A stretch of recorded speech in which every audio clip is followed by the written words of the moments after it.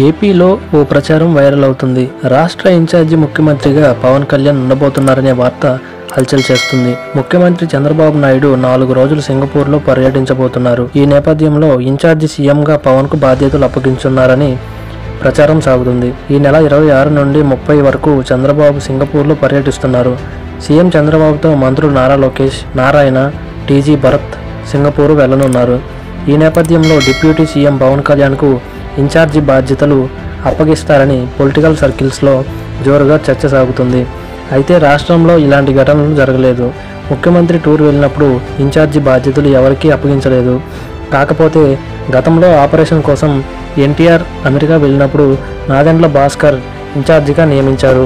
అయితే ఆ తర్వాత వివాదం కావడంతో తెలుగుదేశం పార్టీకి ఆగస్టు నెల గండం ఉందనే ప్రచారం జరిగింది. ప్రస్తుతం పవన్ కళ్యాణ్కు ఇన్ఛార్జి సీఎం బాధ్యతలు అప్పగిస్తారనేది ప్రచారం మాత్రమే. అధికార ప్రకటన వస్తే తప్ప నిజమనే నమ్మలేమని పలు విశ్లేషకులు అంటున్నారు. చూడాలి మరి ఏం జరుగుతుందో.